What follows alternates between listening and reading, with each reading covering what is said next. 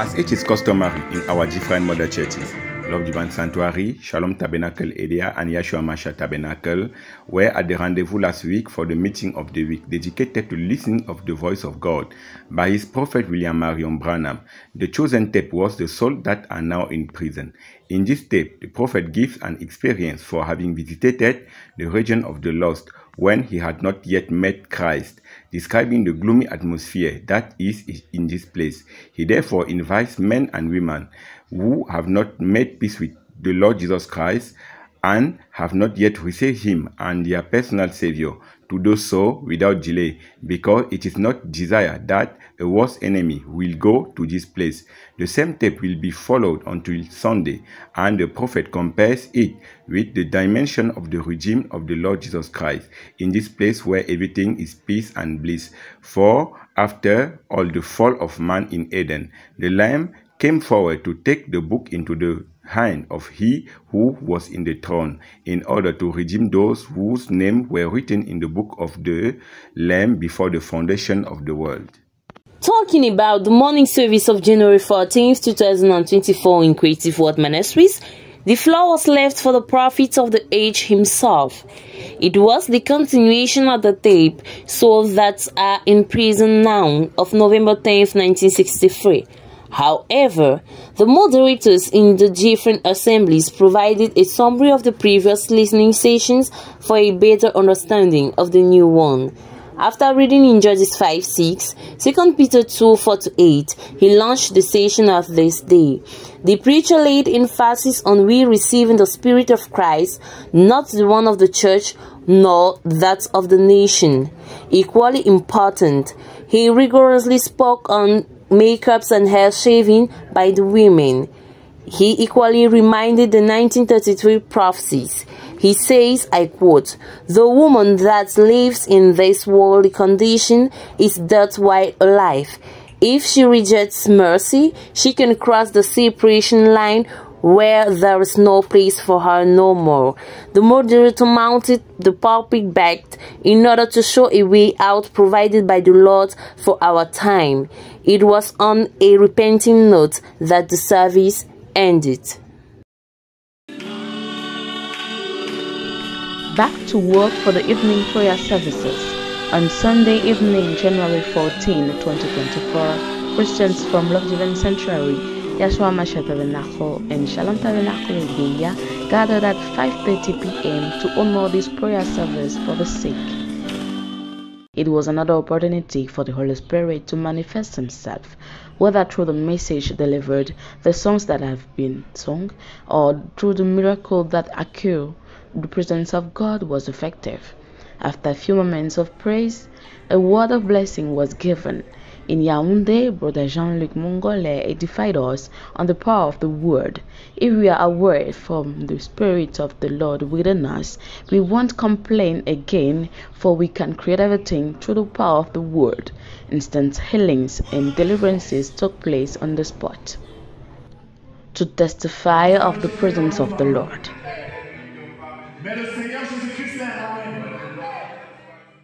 Behold how good and how pleasant it is for brethren to dwell together in unity.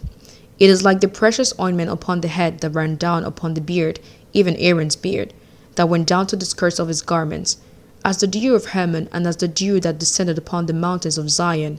For there the Lord commanded the blessing, even life forevermore. Psalms 133. A day to remember: Saturday, January 13, 2024. A venue: 26 Early Road, Gatineau, Quebec, Canada. Indeed, a memorable day for the brethren of Gatineau and Ottawa, who launched the year in fellowship. It was an initiative of Pastor Abraham, pastor of the brethren fellowshipping at the Christian Identification Church of Gatineau, located at 69 Jean-Prouvé Street, to share a meal between believers of the end-time message as well as their peers.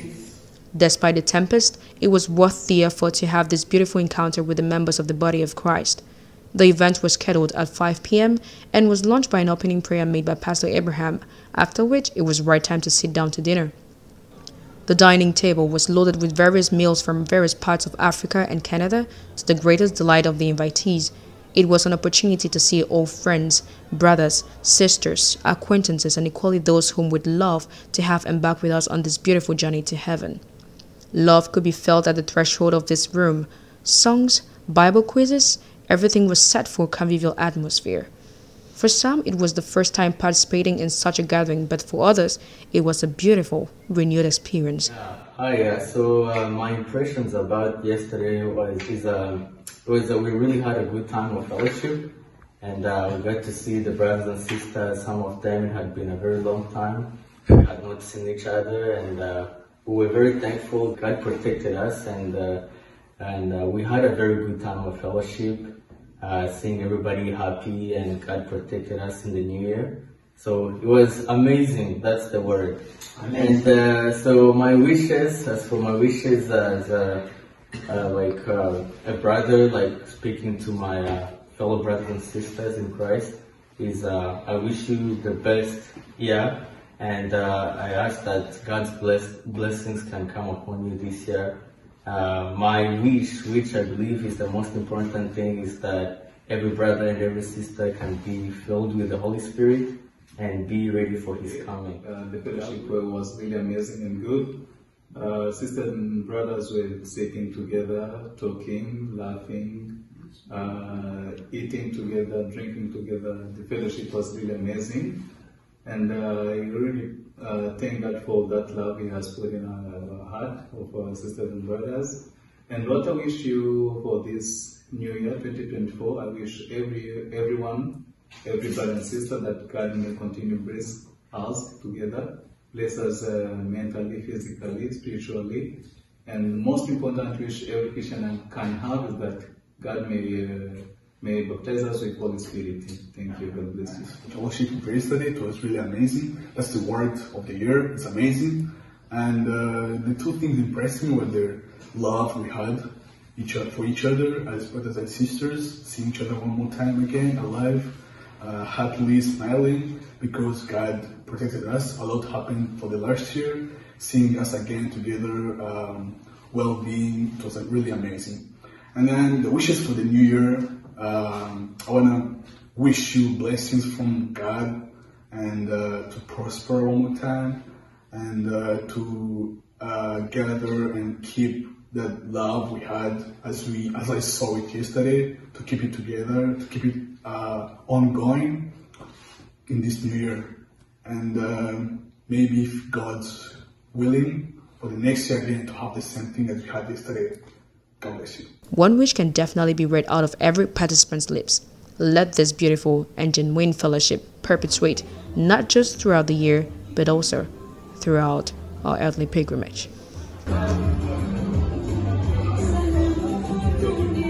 C'est au son de la trompette de notre jour que le Yeshua Hamashiach Tabernacle, l'Offre Divine Sanctuaire et le Shalom Tabernacle d'Edélia a effectivement débuté la semaine ce mercredi avec le message intitulé « Poussé à bout, suite et fin ».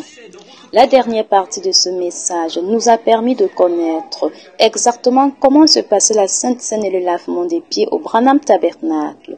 La semaine se poursuit le vendredi. Le Saint-Esprit va toujours nous garder dans l'atmosphère qui entoure le message de notre jour avec une autre bande intitulée « Des âmes qui sont maintenant en prison », première partie. Un message qui est non seulement un avertissement, mais aussi il va nous secouer car il est plus tard que jamais. Quelques paragraphes clés de cette première partie, paragraphes 36 à 38, 110 à 113 parmi tant d'autres. La semaine va se terminer le dimanche. Nous restons toujours dans le message intitulé « Des âmes qui sont maintenant en prison », deuxième partie. Ici encore, d'autres paragraphes attirent notre attention. Paragraphe 167, l'amour est correctif. Paragraphe 221 à 222. Et c'est dans un esprit de repentance que les enfants de Dieu, l'Offre Divine Sanctuaire, au Shalom Tabernacle d'Edélia et au Yeshua Hamashiach Tabernacle vont clôturer la semaine.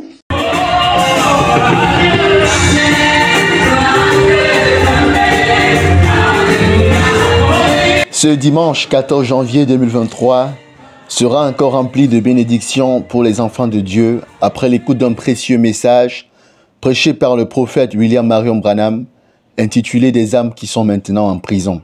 En ayant pour référence biblique Jude chapitre 1 versets 5 et 6, 2 Pierre chapitre 2 versets 4 et 5 et enfin 1 Pierre chapitre 3 versets 18 à 20.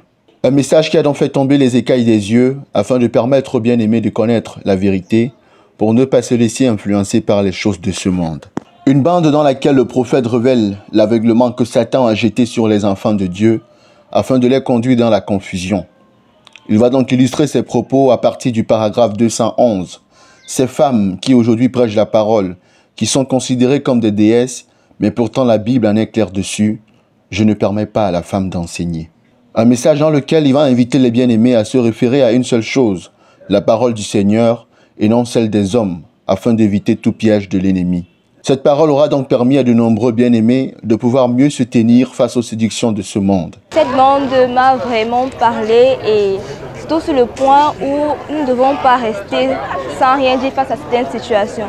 Nous devons être capables de dire non et non et non.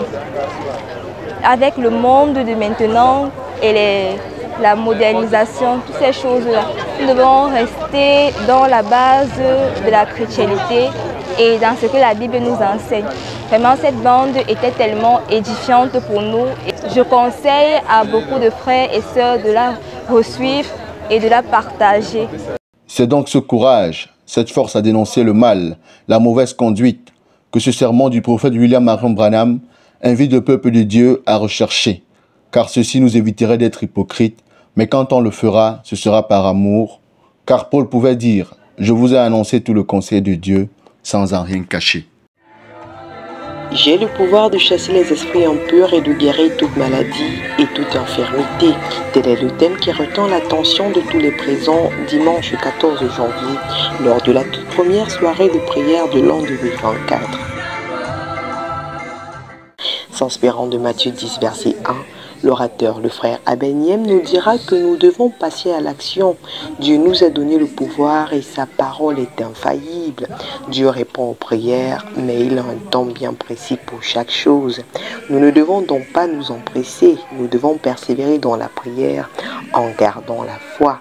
Le Love Divine Sanctuary et ses environs furent privés d'énergie au courant de cette soirée, ce qui n'arrêtait guère l'orateur qui parcourait lui la salle.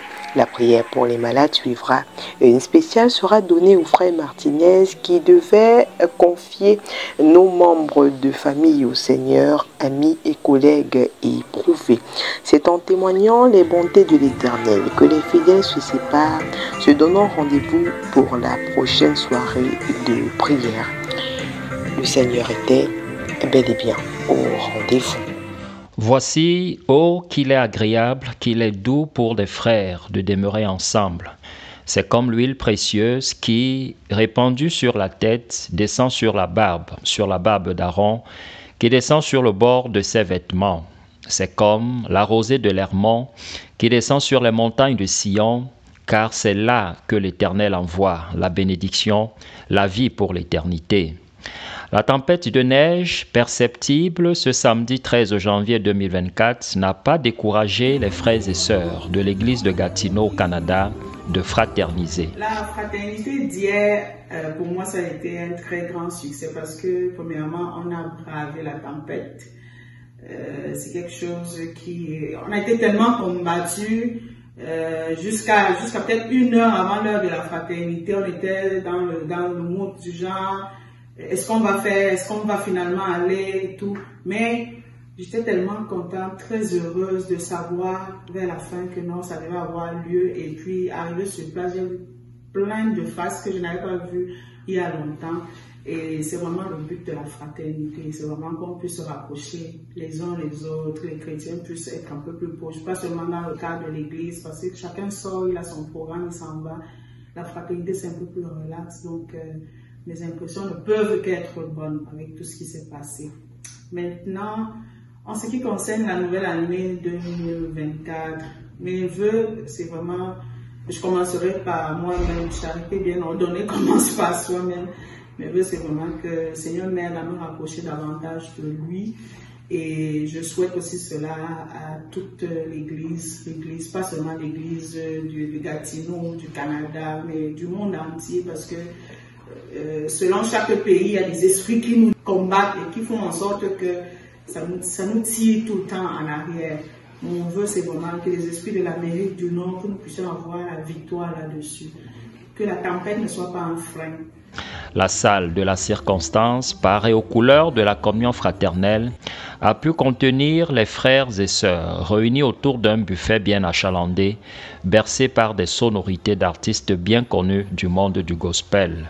Shalom, peuple de Dieu, nous étions hier contents de voir tout le monde autour de la table, en fraternisant, en mangeant ensemble, ça nous fait du bien, ça nous rapproche les uns des autres.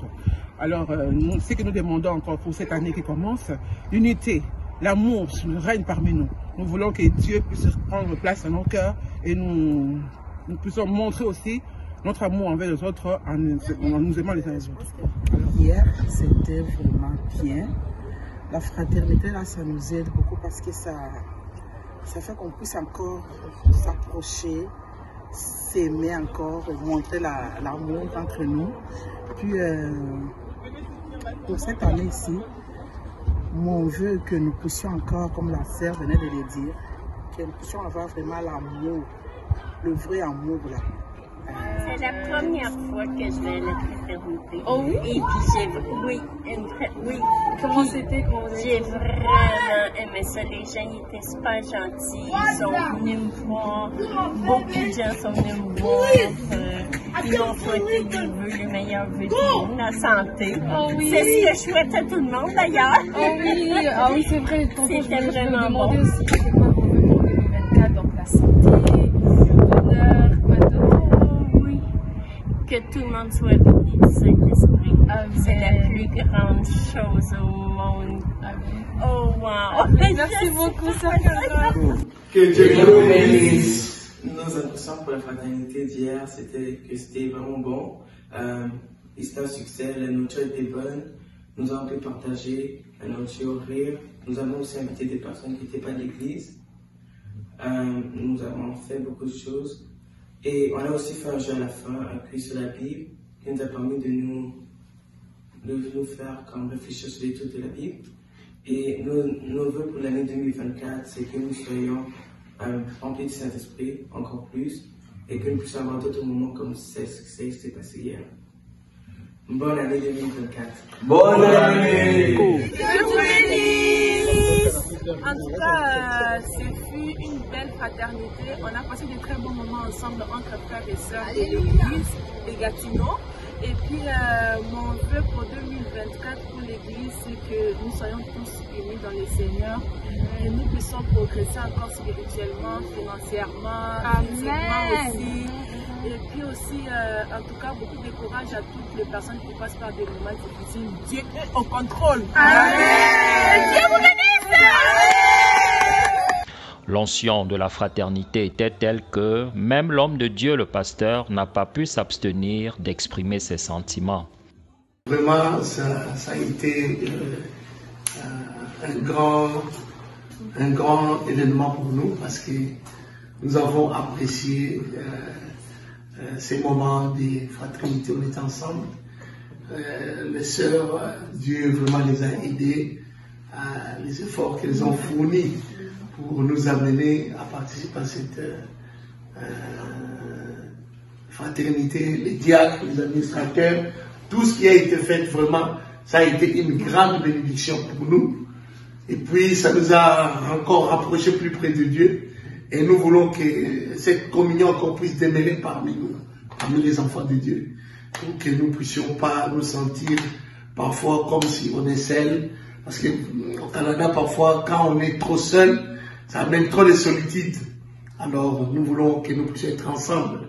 Et c'est ce genre d'événements qui vont nous aider à nous rapprocher les uns des autres. Alors, je remercie beaucoup l'initiative que nous avons eue pour être ensemble et toutes les bonnes choses qui ont été faites. Alors, nous lançons beaucoup de fleurs aux sœurs parce que c'était vraiment pas facile avec toutes les tempêtes de neige qu'on a eues, mais Dieu nous a fait grâce, tout était bien et qui finit bien. Alors nous remercions les frères et les sœurs et nous croyons que dans les prochains jours, nous ferons encore plus que ça. Nous remercions beaucoup les bien-aimés pour cette année qui vient de commencer.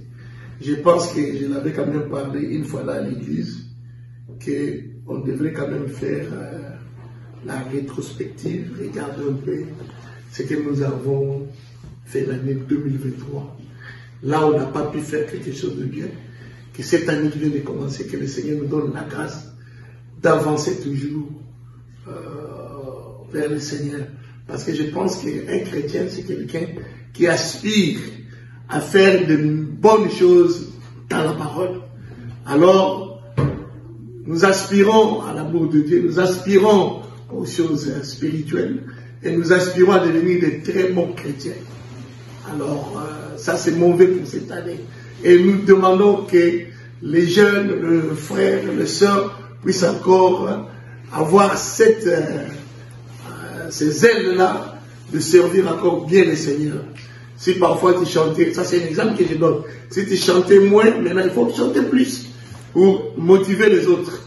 Si tu priais moins, maintenant il faut prier plus pour motiver les autres.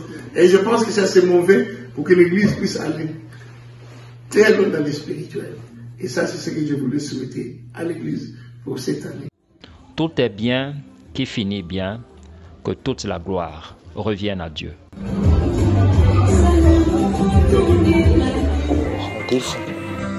Nous rentrons progressivement dans la période de chaleur qui sera difficilement supportable de jour comme de nuit.